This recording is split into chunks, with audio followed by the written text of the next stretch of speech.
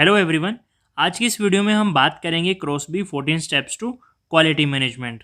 तो ये वो 14 स्टेप्स हैं जो हम इस वीडियो में डिस्कस करने वाले हैं। तो चलिए वन बाय वन इन्हें डिटेल में स्टडी करते हैं।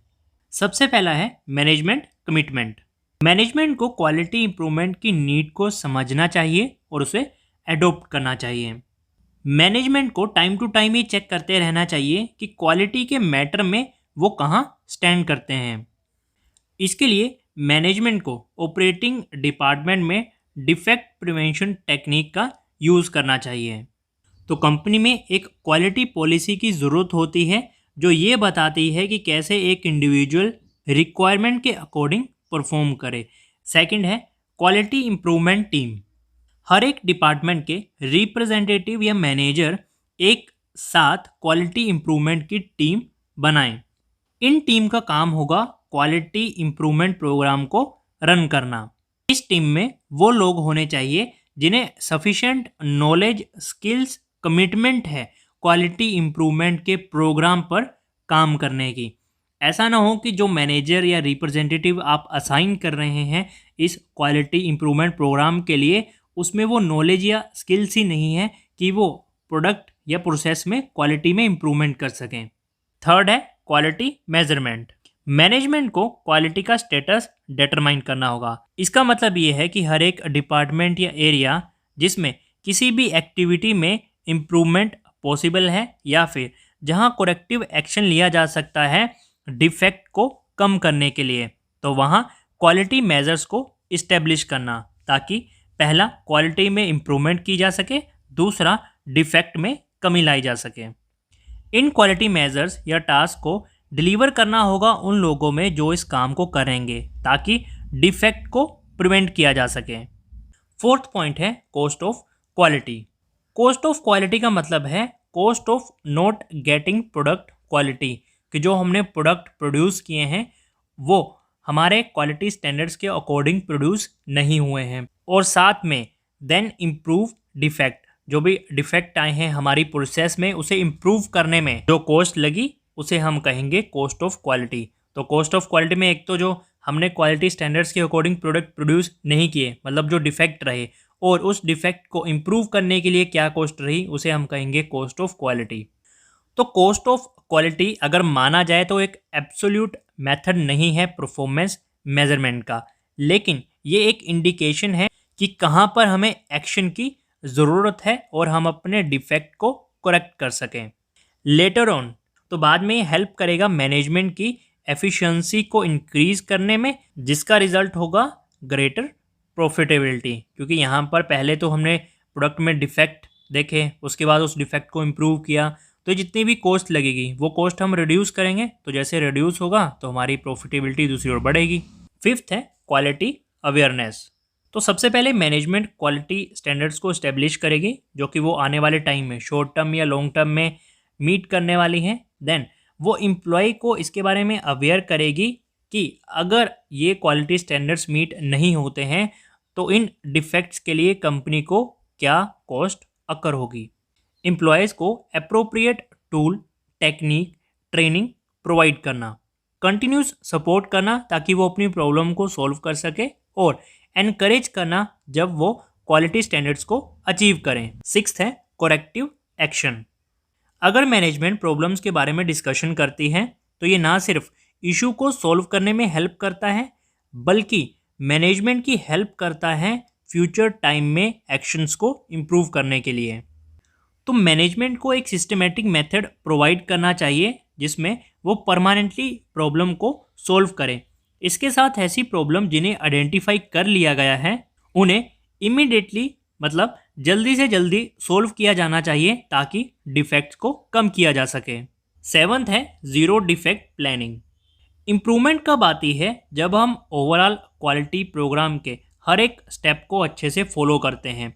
तो क्वालिटी मैनेजर को ये क्लियर करना होगा कि ज़ीरो डिफेक्ट का मतलब एक मोटिवेशन प्रोग्राम नहीं है।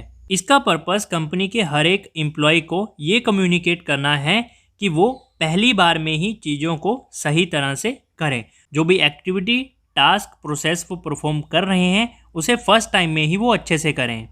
इस मैसेज को टीम के हर एक मेंबर के साथ ट्रांसमिट करना चाहिए कि क्वालिटी इंप्रूवमेंट के लिए एज इंडिविजुअल वो जो भी स्टेप लेंगे वही तय करेगा कि क्या ये एक ज़ीरो डिफेक्ट डे है या नहीं। ज़ीरो डिफेक्ट डे मतलब उन्होंने जो भी क्वालिटी स्टैंडर्ड थे उसके अकॉर्डिंग अपना काम किया, जो भी रिक्वायरमेंट्स थी उन्हीं के अकॉर्डिंग उनकी परफॉर्मेंस थी। 8th है सुपरवाइज़र ट्रेनिंग। तो सबसे पहले ये चेक किया जाना चाहिए कि सुपरवाइज़र को किस तरह की ट्रेनिंग की ज़रूरत है ताकि सुपरवाइज़र क्वालिटी इंप्रूवमेंट प्रोग्राम में अपना पार्ट अच्छे से प्ले कर सके। सुपरवाइज़र की ट्रेनिंग इंप्रूवमेंट गोल्स को अचीव करने के लिए काफ़ी बड़ा इम्पोर्टेंट रोल प्ले करती है। तो सुपरवाइज़र को हमेशा प्राइमरी कंसीडरेशन देनी चाहिए कि वो हर स्टेप को अच्छे से अंडरस्टैंड कर सकें, क्योंकि बाद में सुपरवाइज़र ही एम्प्लॉय को क्वालिटी इंप्रूवमेंट प्रोग्राम के बारे में एक्सप्लेन करेगा। 9th है zero defects day. Zero defect establish करने का मतलब ये है कि कंपनी परफॉर्मेंस स्टैंडर्ड्स सेट करें जो कि उन्हें डेली बेसिस पर अचीव करने होंगे। इसके बाद कंपनी अपने एम्प्लॉयज़ में इन स्टैंडर्ड्स को डिलीवर करे और ये चेक करे कि हर कोई इस स्टैंडर्ड्स में बताए गए मैसेज को सेम वे में अंडरस्टैंड करें। इस मैसेज को कुछ इस तरह से कन्वे करना चाहिए कि एक लास्टिंग इम्प्रेशन रहे सारे दिन के लिए और एम्प्लॉयज़ ऐसा फील करें कि एक न्यू एटीट्यूड डे है। ये फी नहीं है, फील है, इसे यहाँ पे करेक्ट करेंगे। पिछले पॉइंट में हमने स्टडी किया ज़ीरो डिफेक्ट डे, जहाँ पर हम डेली बेसिस पर परफॉर्मेंस को चेक कर रहे हैं। इसके साथ 10th है गोल सेटिंग। डेली बेसिस के साथ मैनेजमेंट को कुछ गोल सेट करने चाहिए जो कि कंपनी की हेल्प करेंगे क्वालिटी स्टैंडर्ड्स को मीट करने में। इसमें कंपनी 30, 60, 90 डेज बेसिस पर गोल को सेट कर सकती है और ये गोल हर एक डिपार्टमेंट और एम्प्लॉय को क्लियरली डिलीवर किया जाना चाहिए जहां पर एक्चुअल एक्टिविटी परफॉर्म होगी। ये गोल मेजरेबल होने चाहिए ताकि इनकी इफेक्टिवनेस को चेक किया जा सके। 11th है एरर कोज रिमूवल। मैनेजमेंट की ये ड्यूटी बनती है कि वो अपने एम्प्लॉय से पूछे कि क्या कोई भी प्रॉब्लम उन्हें फेस करनी पड़ रही है जब वो अपनी ड्यूटी को परफॉर्म कर रहे हैं। अगर हाँ तो मैनेजमेंट उस प्रॉब्लम को जल्दी से जल्दी सोल्व करे। इससे एम्प्लॉय का मैनेजमेंट पर ट्रस्ट बिल्ड होता है और वो ये समझते हैं कि मैनेजमेंट उनकी केयर करती है। तो एम्प्लॉय ज़्यादा कॉन्फिडेंट फील करते हैं और वो ये समझते हैं कि आने वाले टाइम में फ्यूचर में अगर वो कोई भी प्रॉब्लम फेस करते हैं तो उसे मैनेजमेंट सोल्व करेगी। 12th है रिकग्निशन।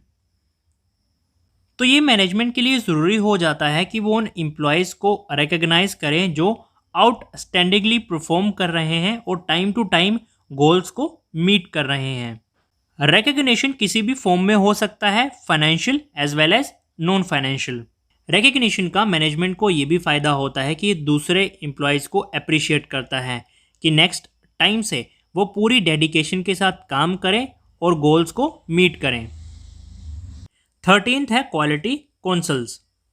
तो quality professionals, team leader, managers regularly या फिर सम इंटरवल्स के बाद एक दूसरे से मीटिंग करें जिसमें वो ये डिस्कस करें कि कौन सा ऐसा एरिया है जहां इम्प्रूवमेंट की ज़रूरत है और कैसे वो अपने क्वालिटी प्रोग्राम को अपग्रेड कर सकते हैं ताकि क्वालिटी में और ज़्यादा इम्प्रूवमेंट की जा सके। 14th और लास्ट है do it all over again. Quality improvement one time effort नहीं है, जैसा कि टाइम एक जैसा नहीं रहता है। इकोनॉमिक, पॉलिटिकल, सोशल इन्वायरमेंट काफ़ी रैपिडली चेंज होते हैं। टेक्नोलॉजी में अपग्रेडेशन और प्रोसेस में इनोवेशन होते रहते हैं। इसलिए मैनेजमेंट को इन स्टेप्स को बार बार रिपीट करते रहना चाहिए ताकि क्वालिटी में इम्प्रूवमेंट होती रहे और किसी भी अपडेट का इफेक्ट ना पड़े क्वालिटी पर। तो ये थे क्रॉसबी के 14 प्रिंसिपल्स।